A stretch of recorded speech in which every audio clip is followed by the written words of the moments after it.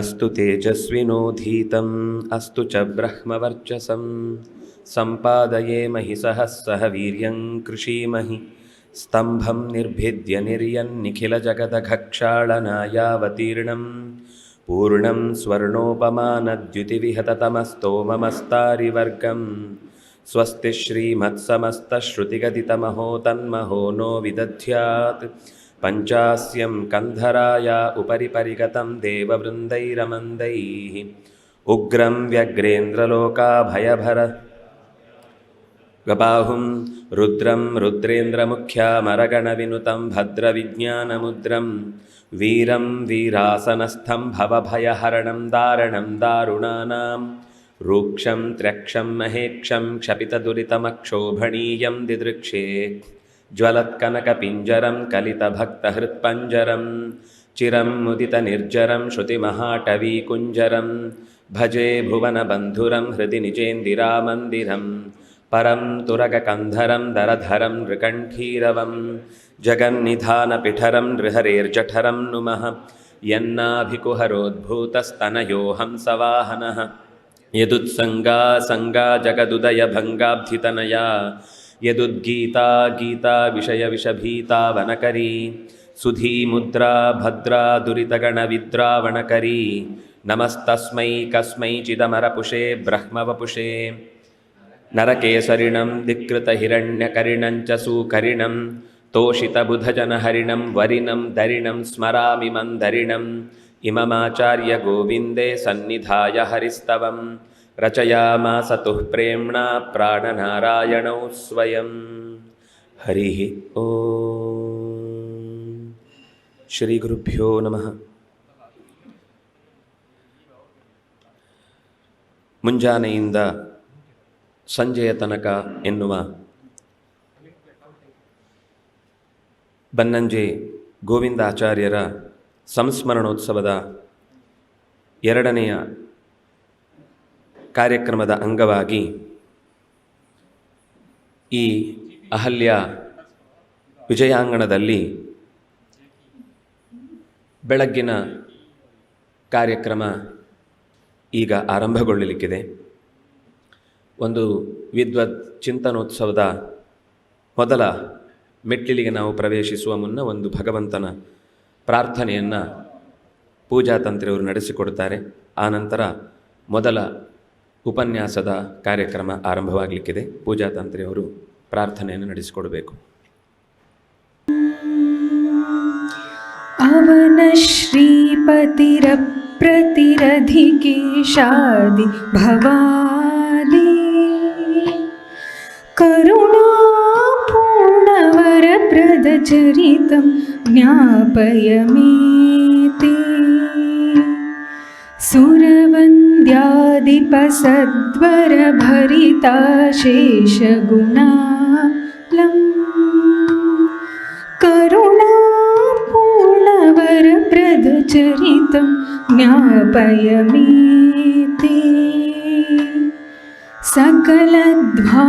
सकलध्वान्तविनाशन परमानन्द सुधा हो करुणापूर्णवरप्रदचरितं ज्ञापय मेते त्रिजगत्पोतसदार्जितचरणाशापति धातो करुणापूर्णवरप्रदचरितं ज्ञापय मेते त्रिगुणातीतविधारकपरितो देहि सुभक्तिं करुणापूर्णवरप्रदचरितं ज्ञापय मेते परमज्ञानविनन्दन वदन श्रीरमणेन्दो करुणापूर्णवरप्रदचरितं ज्ञापय मेते निखिलागौघविनाशकपरसौख्यप्रददृष्टे करुणापूर्णवरप्रदचरितं ज्ञापय मे ते परमानन्दसुतीर्थसुमुनिराजो हरिगाथां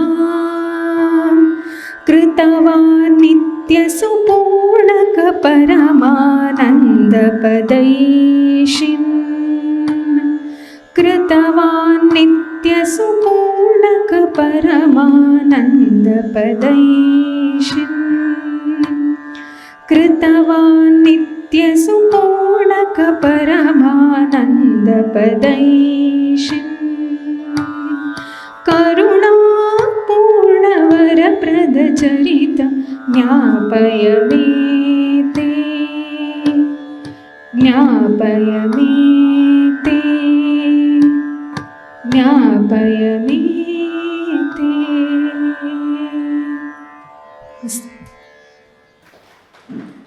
ಆಚಾರ್ಯರ ಭಕ್ತಿಗೀತವನ್ನು ಹಾಡಿ ಈ ವೇದಿಕೆಯಲ್ಲಿ ಮಂಗಳ ಗುಣವನ್ನು ತಂದಿತ್ತಂತಹ ಪೂಜಾತಂತ್ರಿಯವರಿಗೆ ಹೃತ್ಪೂರ್ವಕವಾದ ವಂದನೆಗಳು. ವಿದ್ವಚ್ಚಿಂತನೋತ್ಸವ ನಡೆಯುವ ಈ ಕಾರ್ಯಕ್ರಮಕ್ಕೆ ಅಧ್ಯಕ್ಷತೆಯನ್ನು ವಹಿಸುವವರು ಶತಾವಧಾನಿ ಡಾಕ್ಟರ್ ಉಡುಪಿ ರಾಮನಾಥ ಆಚಾರ್ಯರು. ಅವರು ವೇದಿಕೆಗೆ ಬಂದು ದೀಪವನ್ನು ಬೆಳಗುವುದರ ಮೂಲಕ ಈ ಕಾರ್ಯಕ್ರಮಕ್ಕೆ ಆರಂಭವನ್ನು ತಂದುಕೊಡಬೇಕು ಅಂತ ಕೇಳಿಕೊಳ್ತೇನೆ.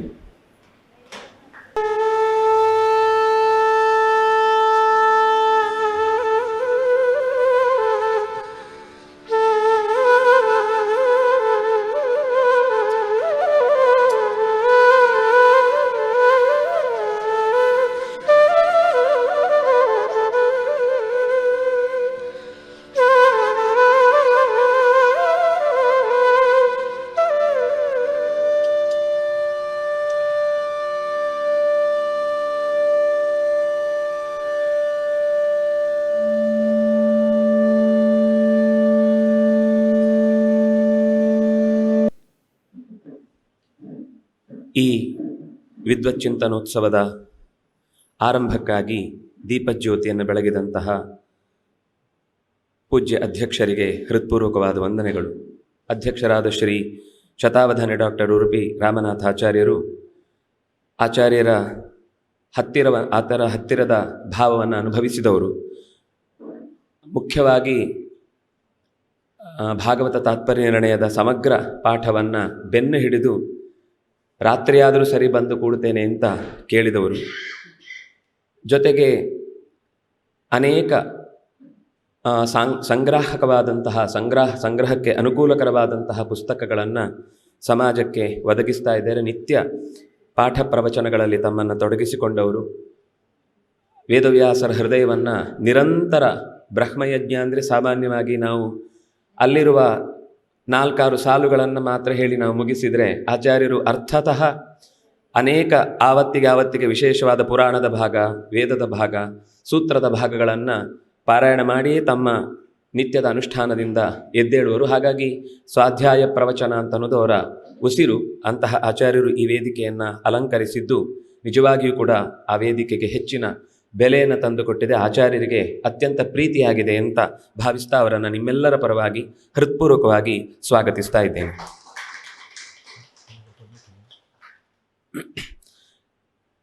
ಆಚಾರ್ಯರು ವೇದಿಕೆಯನ್ನು ಎದುರುಗಡೆಯಿಂದ ಗಮನಿಸಲಿಕ್ಕೋಸ್ಕರ ಅವರು ಕೆಳಗೆ ಕೂಡ್ತಾರೆ. ಈಗ ವೇದಿಕೆಯ ಮೇಲ್ಭಾಗದಲ್ಲಿ ನಿಮಗೆ ದೃಶ್ಯ ಮಾಧ್ಯಮದ ಮೂಲಕ 2 ಉಪನ್ಯಾಸಗಳು ಕಾಣಲಿಕ್ಕಿವೆ. ಮೊದಲನೇದಾಗಿ ಆಚಾರ್ಯರು ಮಹಾಭಾರತ ತಾತ್ಪರ್ಯ ನಿರ್ಣಯಕ್ಕೆ ನಿರ್ಣಯ ಭಾವಚಂದ್ರಿಕಾ ಅಂತ ಅನ್ನುವ ವ್ಯಾಖ್ಯಾನವನ್ನು ಕೊಟ್ಟಿದ್ದಾರೆ. ಬಹುಶಃ ಅದೇ ಮೊದಲು ಅನ್ನುವ ಹಾಗೆ ಅಲ್ಲಿರುವ ಸಾಮಾನ್ಯ ಹೇಳುವಾಗ ಪ್ರತ್ಯಕ್ಷರ ಪ್ರತಿ ಪದವೂ ಕೂಡ ತುಂಬ ಅರ್ಥಪೂರ್ಣವಾದದ್ದು ಅಂತನ್ನುವ ಮಾತಿಗೆ ಹೇಳುವುದಿದೆ. ಆದರೆ ಅದನ್ನು ಸಾಧಿಸಿ ತೋರಿಸುವಂಥದ್ದು ಬಹಳ ಕಷ್ಟದ ಕೆಲಸವೂ ಹೌದು, ಜೊತೆಗೆ ತುಂಬ ಜವಾಬ್ದಾರಿಯ ಕೆಲಸವೂ ಹೌದು. ಅದನ್ನು ಅರ್ಥಪೂರ್ಣವಾಗಿ ಆಚಾರ್ಯರ ಮಾತುಗಳಲ್ಲಿ ಅಷ್ಟು ತೂಕ ಇದೆ ಅಂತ ನಿಜವಾಗಿ ಅಳೆದು ನಮ್ಮ ಮುಂದೆ ತೆರೆದಿಟ್ಟವರು ಈ ನಿರ್ಣಯ ಭಾವ ಚಂದ್ರಿಕಾಕಾರರು. ಅಂತಹ ಆಚಾರ್ಯರ ಚಿಂತನೆಯಲ್ಲಿ ಬಂದ ನವೋನ್ಮೇಷ, ಉತ್ತಮವಾದಂತಹ ಹೊಳಹುಗಳನ್ನು ನಮ್ಮ ಮುಂದೆ ಪ್ರಸ್ತುತಪಡಿಸಲಿಕ್ಕೆ ಶ್ರೀಮತಿ ಅನುಷಾ ಸುಧೀಂದ್ರ ರಾವ್ ಅವರು ತಮ್ಮ ಮಾತುಗಳನ್ನು ಈ ವೇದಿಕೆಯ ಮೂಲಕ ಆಡಲಿಕ್ಕಿದ್ದಾರೆ. ಈ ಮಾತಿನ ಕೊನೆಯಲ್ಲಿ ಈ ವಿಷಯದಲ್ಲಿ, ಆಡಿದ ವಿಷಯದಲ್ಲಿ ಏನಾದರೂ ಜಿಜ್ಞಾಸೆಗಳಿದ್ದರೆ ಅದನ್ನು ಅವರು ನಮ್ಮ ಜೊತೆಗೆ ಇಲ್ಲಿ ನೇರ ಸಂಪರ್ಕದಲ್ಲಿ ಇರ್ತಾರೆ.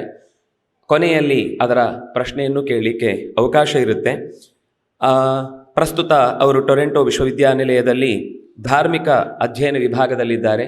ವಾದಿರಾಜರ ಯುಕ್ತಿಮಲ್ಲಿಕೆಯ ಕೃತಿಯ ಕುರಿತಾದ ಸಂಶೋಧನೆಯನ್ನು ನಡೆಸಿದವರು. ಪ್ರಸ್ತುತ ಆ ಅಧ್ಯಯನದ ಜೊತೆಗೆ ವಿಜಯಸಿಂಹಾಚಾರ್ಯರಲ್ಲಿ ವಿದ್ಯಾರ್ಥಿಯಾಗಿಯೂ ಪಾಠವನ್ನು ಕೇಳ್ತಾ ಇದ್ದಾರೆ. ಅವರಿಗೆ ನಿಮ್ಮೆಲ್ಲರ ಪರವಾಗಿ ಹೃತ್ಪೂರ್ವಕವಾದ ಸ್ವಾಗತವನ್ನು ಕೋರ್ತಾ ಅವರ ಇವತ್ತಿನ ಈ ಚಿಂತನೆಯನ್ನು ಆಚಾರ್ಯರ ನಿರ್ಣಯ ಭಾವ ಚಂದ್ರಿಕೆಯಲ್ಲಿ ಬಂದಂತಹ ಹೊಸತುಗಳು ಬೆಳಕು ಅನ್ನುವ ಚಿಂತನೆಯನ್ನು ನಮ್ಮ ಮುಂದೆ ಪ್ರಸ್ತುತಪಡಿಸಲಿಕ್ಕಿದ್ದಾರೆ. ಅವರಿಗೆ ಮತ್ತೊಮ್ಮೆ ಸ್ವಾಗತ. ನಿಖಿಲ ಗುಣನಿಕಾಯಂ ನಿತ್ಯ ನಿರ್ಧೂತ ಹೇಯಂ ಶುಭತಮಮತಿಮೇಯಂ ಶುದ್ಧ ಸೌಖ್ಯಾಪ್ತ್ಯುಪಾಯಂ ಸಕಲ ನಿಗಮಗೇಯಂ ಸರ್ವಶಬ್ದಾಭಿಧೇಯಂ ನವಜಲಧರಕಾಯಂ ನೌಮಿ ಲಕ್ಷ್ಮೀ ಸಹಾಯಂ ನಾರಾಯಣಂ ನಮಸ್ಕೃತ್ಯ ನರಂ ಚೈವ ನರೋತ್ತಮಂ ದೇವೀಂ ಸರಸ್ವತೀಂ ವ್ಯಾಸಂ ತತೋ ಜಯಮುದೀರಯೇ. ಯೋ ವಿಪ್ರಲಂಭ ವಿಪರೀತಮತಿ ಪ್ರಭೂತವಾದಾನ್ ನಿರಸ್ಯ ಕೃತವಾನ್ ಭುವಿ ತತ್ವವಾದಂ ಸರ್ವೇಶ್ವರೋ ಹರಿರಿತಿ ಪ್ರತಿಪಾದಯಂತಮಾನಂದತೀರ್ಥ ಮುನಿವರ್ಯಮಹಂ ನಮಾಮಿ. ಶ್ರೀ ಗುರುಭ್ಯೋ ನಮಃ. ನಮಃ ಸಭಾಯೈ. ಸಭಾಧ್ಯಕ್ಷಸ್ಯ ಶ್ರೀ ರಮಾನಾಥಾಚಾರ್ಯಸ್ಯ ಮದ್ಗುರೋರ್ವಿಜಯಸಿಂಹಾಚಾರ್ಯಸ್ಯ ಅನ್ಯವಿದುಷಾಂಚ ಚರಣಯೋರ್ ಪ್ರಣಮ್ಯ ಅದ್ಯತನ ವಿಷಯಂ ಗೃಹ್ಣಾಮಿ. ಮಹಾಭಾರತ ತಾತ್ಪರ್ಯ ನಿರ್ಣಯಸ್ಯ ಟೀಕಾ ಗೋವಿಂದ ಪಂಡಿತಾಚಾರ್ಯಸ್ಯ ನಿರ್ಣಯ ಭಾವ ಚಂದ್ರಿಕಾ. ಇತಿಹಾಸ ಪುರಾಣೇಷು ಶಾಸ್ತ್ರ ಗ್ರಂಥೇಷು ಚ ಸ್ಥಿತಾನಾಂ ಪ್ರಮೇಯಾನಾಂ ಅಪೂರ್ವ ಶಬ್ದಾರ್ಥಾನಾಂಚ ರತ್ನಕೋಶಪ್ರಾಯ ಸಂಗ್ರಹೋಯಂ ನಿರ್ಣಯ ಭಾವ ಚಂದ್ರಿಕಾಭಿಧೋ ಗ್ರಂಥಃ. ತದ್ಭೂಮಿಕಾಯಾಂ ಗೋವಿಂದಾಚಾರ್ಯೇಣ ಉಚ್ಯತೆ ಸಮಗ್ರಂ ಶಾಸ್ತ್ರಾಧ್ಯಯನಮತ್ರ ನಿಷ್ಪಿಂಡಿತಂ ಇತಿ. ತದಧ್ಯಯನಸ್ಯ ಅಗಾಧತ್ವಂ ಸಾಗರಸ್ಯೇವ ಅಪರಿಮೇಯತ್ವಂ ಅಂಬರಸ್ಯೇವ ಅಸ್ಮಾದೃಶಾಂ ಊಹಿತುಮಪಿ ದುಶ್ಶಕಂ ಕಿಂ ಪುನರವಗಂತುಂ.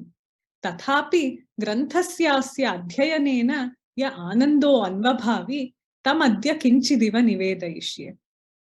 ಸತ್ಸ್ವಪಿ ನೈಕೇಷು ವ್ಯಾಖ್ಯಾನೇಷು ಕಿಂ ಪ್ರಯೋಜನೇಯಂ ನಿರ್ಣಯ ಭಾವ ಚಂದ್ರಿಕಾ ಇತ್ಯಾಶಂಕ್ಯ ಭೂಮಿಕಾಯಾಂ ಗೋವಿಂದಾಚಾರ್ಯೇಣ ಪ್ರತಿಜ್ಞಾವಾಕ್ಯಮಿದಂ ಉತ್ತರತ್ವೇನ ಪ್ರಸ್ತೂಯತೆ. ವಿರುದ್ಧವತ್ ಪ್ರತೀತಾನಾಂ ಪುರಾಣ ವಚಸಾಮಪಿ ಸಮನ್ವಯ ಸಮೀಕ್ಷಾತ್ರ ಕೃತಾ ಮೂಲಾನುಸಾರತಃ ಪೂರ್ಣಪ್ರಜ್ಞ ಪ್ರಯೋಗೇಷು ದರ್ಶಿತಾ ವಿಪುಲಾರ್ಥತಾ ಪಾಣಿನ್ಯವಿಹಿತಾನಾಂಚ ಸಾಧುತ್ವಂ ಸಾಧು ಸಾಧಿತಾ ಉಪಸರ್ಗಸ್ಯಾವ್ಯಯಸ್ಯ ವಿಶೇಷಣ ಗಣಸ್ಯ ಚ ಅರ್ಥಚಿಂತನಮತ್ರಾಸ್ತಿ ನಾಮ್ನಾಂ ನಿರ್ವಚನಂ ತಥಾ ಇತಿ. ಪರಸ್ಪರಂ ವಿರುಂಧತಾಮಿವ ಅರ್ಥಾನಾಂ ಸಮನ್ವಯೇ ಆಚಾರ್ಯಸ್ಯ ಪ್ರಾಗಲ್ಭ್ಯಂ ಕೋ ನ ವೇತ್ತಿ. ಸಭಾಯಾಂ ತೇನ ಪ್ರಪಂಚಿತ ಏವ ಸುಗ್ರೀವಮಾಲಾ ನಿಧಾಯಿನಿ ಸಂಶಯಃ. ಚಂದ್ರಿಕಾಂ ಅಪಠತಾಮಪಿ ಸುವಿದಿತಮೇವ ಆಚಾರ್ಯಸ್ಯ ವಿಷ್ಣೋಃ ಸಹಸ್ರನಾಮ್ನಾಂ ನಿರ್ವಚನೆ ಪಾಂಡಿತ್ಯಂ. ಮಧ್ವಾಚಾರ್ಯಾಣಾಂ ಪ್ರಯೋಗಾಃ ವೈದಿಕೀಂ ಭಾರತೀಂ ಶಿರಸಾ ಕುರ್ವಂತಿ ನತು ಲೌಕಿಕೀಂ ಭಾಷಾಂ ಇತಿ ಸಪ್ರಮಾಣಂ ವಾರಂ ವಾರಂ ಪ್ರತ್ಯಪಾದಿತೇನ. ಗ್ರಂಥೇಷು ಅವ್ಯಯೋಪಸರ್ಗ ವಿಶೇಷಣ ಗಣಾನಾಂ ಅರ್ಥಚಿಂತನಂ ಪ್ರವರ್ತಿತವಾನಪಿ ಆಚಾರ್ಯೋ ಸಂಸದಿ ತಂ ವಿಷಯಂ ವಿರಲಮೇವ ಅಗ್ರಹೀತ್. ಸುರಭಾರತಿ ನಿಬದ್ಧ ಏವಾಯಂ ವಿಷಯ ಶೋಭತೆ ಇತಿ ಮತ್ವಾ ಸೋದಾಹರಣಂ ತಮತ್ರ ಪ್ರಸ್ತೌಮಿ. ಮಹಾಭಾರತ ಪುರಾಣಯೋಶ್ಚ ವಾಗ್ಭಂಗಿ ಕವಯೋ ರಸಿಕಾಶ್ಚ ನ ಪ್ರಾಯೋ ಬಹುಮನ್ಯಂತೆ. ಚ ವೈ ತು ಹಿ ಇತ್ಯಾದಯಃ ವೈಯರ್ಥ್ಯಶಂಕಾಕಾರಿಣಃ ಪ್ರಯೋಗಾಃ ಪಾದೇ ಪಾದೇ ದರೀದೃಶ್ಯಂತೆ. ಛಂದಶ್ಚ್ಯುತಿ ಪ್ರತಿರೋಧ ಮಾತ್ರ ಫಲಾನಿ ಇಮಾನಿ ಪದಾನೀತಿ ಕೇಚಿತ್. ತಾತ್ಪರ್ಯ ನಿರ್ಣಯೋಪಿ ಏವಂ ವಿಧೈಃ ಮಿಥ್ಯಾದೂಷಣೈಃ ಚಿರಾದ್ ಆಕ್ರಾಂತ ಏವ. अप्रबुद्धवादोऽयम् आचार्येण समूलम् उन्मूलितः। प्रतिवाक्यं प्रतिपदं च अर्थविशेषं पुरस्कृत्यैव अव्ययादि निवेशयामास आचार्यमध्वः इति गोविन्दाचार्यस्य मतम्। शास्त्रजातं चुलुकीकृतवतां निशितमतीनामेव इमे अर्थाः गोचरीभवन्तीति चन्द्रिकायां समर्थितम्। अकृतपरिश्रमाः अर्थविशेषं न गृह्णन्ति चेत् न तत् शास्त्रकाराणां दूषणम्। नोलूकेन विलोक्यते यदि दिवा सूर्यस्य किं दूषणम्। अत एव चन्द्रिकायाम् उच्यते न हि महतां वचनेषु स्वरमात्रस्यापि वैयर्थ्यं वक्तुं साम्प्रतम् इति। इदानीं सोदाहरणम् उच्यते। तात्पर्यनिर्णयस्य प्रथमाध्याये प्रमाणैः विष्णुपारम्यम् उपपादयन् स्कन्दपुराणीयं वचनमिदम् उदाहरति आचार्यमध्वः। स्कान्देऽप्युक्तं शिवेनैव षण्मुखायैव सादरं परमो विष्णुरेवैकः तज्ज्ञानं मोक्षसाधनम् इत्यादि।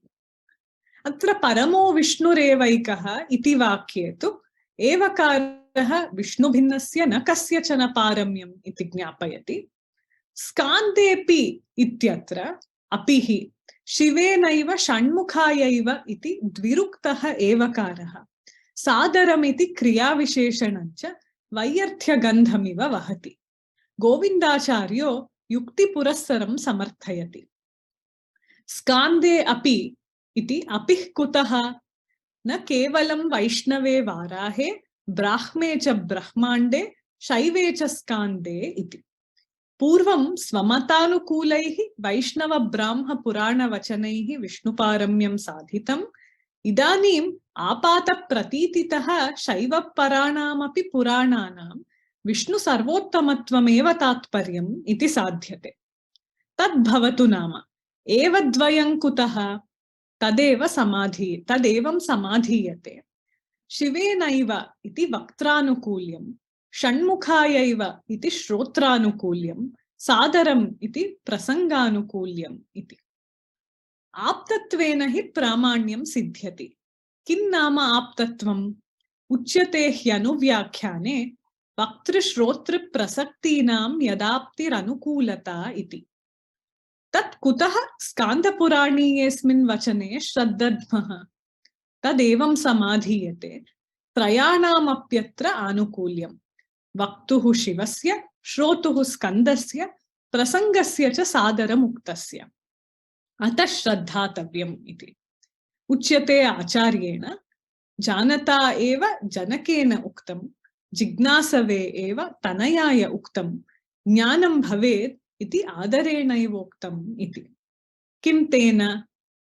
आचार्यः वदति न हि पिता पुत्रं प्रतितारयिष्यति तथापि एतद् अर्थवादमात्रम् इति शङ्कायाम् एवम् उत्तरं दीयते। सादरम् इति नायमर्थवादः इति। एवं पूर्णप्रज्ञप्रयोगेषु अव्ययानि अपि नवीनार्थान् प्रकाशयन्ति इति प्रतिपादितम्। यादृशान् संशयान् इतरे उद्भावयितुमप्यक्षमाः तादृशान् सहेलं समादधति गोविन्दाचार्यः। तात्पर्यनिर्णयस्य 17 कर्णवधः एवं वर्णितः। अपराह्णे पराह्णस्य सूतजस्येन्द्रसूनुना छिन्नम् अञ्जलिकेनाजौ सोत्सेधमपतच्छिरः इति। अत्र केचित् अपराह्णे पराह्णस्य सूर्यजस्येन्द्रसूनुना इति पठन्ति। कोऽत्र शुद्धः पाठः तर्हि? सूर्यजस्येति वा सूतजस्येति वा? इन्द्रपुत्रः सूर्यपुत्रं हन्ति इति सङ्गच्छते। किन्तु आचार्यः महाभारतवचनम् उदाहृत्य सूतपुत्रस्य इति पाठं समर्थयति। अपराह्णे पराह्णस्य सूतपुत्रस्य मारिष छिन्नम् अञ्जलिकेनाजौ सोत्सेधम् अपतच्छिरः इति। अतः ग्रन्थग्रथने मध्वाचार्याः महाभारतम् अनुसस्रुः। भवतु सूतजस्य इत्येव पाठो युक्तः। अन्यः संशयः उद्भाव्यते। महाभारते वा भवतु तात्पर्यनिर्णये वा सूतपुत्रस्य इति पाठः किं प्रयोजनः? चन्द्रिकायाम् एवमुच्यते, न हि सूर्यांशस्य इव अस्य वर्तनमासा, असुरावेशात् केवलं दुर्योधनस्य स्तुतिपाठक इव जिजीव इति। अतः सूर्यपुत्रेति न कर्णो निर्दिष्टः। तदपि भवतु नाम, प्रकृते सूतज इति संबोधनं किं प्रयोजनम्? अत आह सूतोऽपि हि स्तुतिपाठकेषु गण्यते सूतमागधवन्दिनः इति। एवमाचार्यस्य सूक्ष्मेक्षिका सहस्राक्षस्यापि मन्दाक्षं जनयति। सर्वमपि ग्रन्थजातं परिशीलितवान् आचार्यः बहून् नवनवोन्मेषशालिनः अर्थान् आविश्चकार। विशेषतः सर्वविदां समाजे विभूषणं मौनमपण्डितानाम् इति न्यायम् अविस्मरन्त्या तूष्णीं भाव्यं मया। तथापि आचार्यवचोभिरेव धैर्यम् अवलम्ब्य यथामति विषयो अनूदितः। भूमिकायाम् आचार्याः ऊचुः, ननु अपारे अन्तरिक्षे तार्क्ष्योऽपि डयते, अणुश्चाटकैरोऽपि डयते। चाटकैरः पुनरन्तः सदनं प्रविश्य गोपानसी विटङ्के वसति। अणुतरैः पादैरुत्प्लुत्योत्प्लुत्य सर्वमुदवसितं परिचित्य परिचरति, यत्र न गरुत्मतोऽपि सञ्चारः इति। यत् सत्यम् आचार्यवचसां गतिः न चाटकैरसदृशी न चापि गरुत्मत्सदृशी। सलीलम् अणिमानं गरिमाणं वा भजतः सुरसावदन विगाहिनः समुद्रसमुल्लङ्घिनः भगवतो हनुमतः गतिरेव गोविन्दाचार्यस्य गतिः।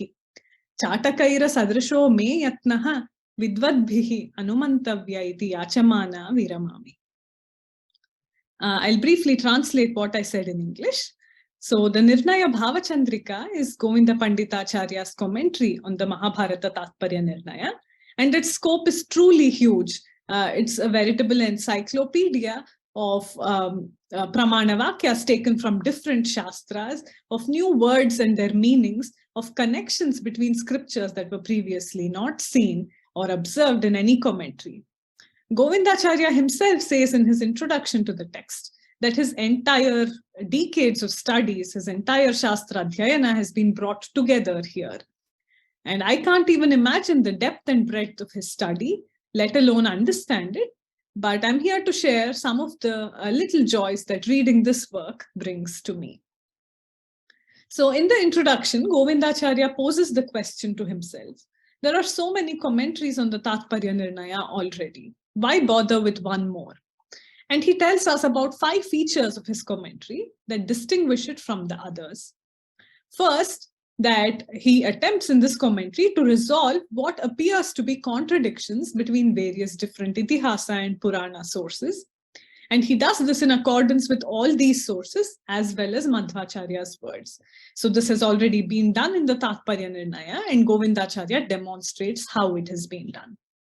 Second, he aims to show the manifold meanings, the multifacetedness of Madhvacharya's words. Third, he shows how even grammatical usage in this text that is not consistent with Panini's grammar still conforms to Vedic Vyakarana. Fourth, he explains why prefixes, suffixes, avyayas, what we call indeclinables, adjectives, adverbs, all these qualifiers which seem empty are actually used.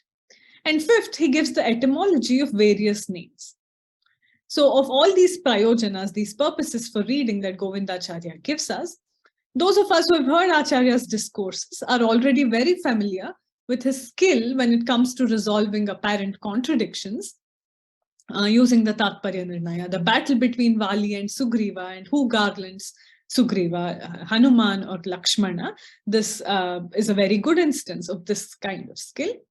Acharya's disagreement with using Panini's grammar as a source of authority when it comes to philosophical texts like those of Madhvacharya is also well known to most of us. Also, anyone who has listened even to a few of his Vishnu Sahasranama discourses are very familiar with his expertise with etymology and deriving words in Sanskrit. So for these reasons, I decided today to speak briefly about how carefully Acharya reads scriptural texts, revealing the meanings of every prefix and suffix, every avyaya, every adjective, every adverb with the eye of a specialist. By doing so, I think he really manages to demonstrate so many of the careful considerations that go into the creation of a text like the Tatparya Nirnaya. The style of the Mahabharata and the Puranas does not really appeal to most modern Sanskrit poets and scholars because it seems to be filled with filler words such as and, like, indeed, but, so cha, vai, tu, he, api, and so on. Even the Mahabharata Tatparya Nirnaya has a similar style with many such prefixes, suffixes, and what look like filler words. Most people just brush this away by claiming that these words are necessary to fulfill the requirements of poetic meter. So if someone is writing in an Anushtup meter and there's an extra space, just add in and, cha, something of this kind. But Govindacharya is very vehemently against this kind of reading. He argues that even a single letter in works such as the Tatparya Nirnaya cannot be there by accident. They're not incidental. They're not there simply to fill up the line or make it metrically correct. There must be a specific meaning that every letter gives that would go missing without the letter, making the letter necessary. Every letter must be necessary. And so he takes it upon himself to explain why every single word, which seems like a filler word, is actually there for a reason in the Tatparya Nirnaya. So as an instance, in the very first chapter of the Tatparya Nirnaya, establishing Vishnu as the supreme god, Madhvacharya quotes from various Puranas, including the Skanda Purana. So I quoted from one of those verses. That one verse simply means, or at least appears to mean, that in the Skanda Purana, Shiva says to Skanda. And the rest of the words appear to be filler words. So there is one api, which can have multiple meanings. And there are two evas. So it was said by Shiva himself to Shanmukha himself. And then there's also an adverb, sadaram, with respect. So why not just say, Shiva tells Skanda in the Skanda Purana, what's the necessity for these words, which seem to be filler words? So Acharya answers this question. First, he addresses the Skande api. So why say api here?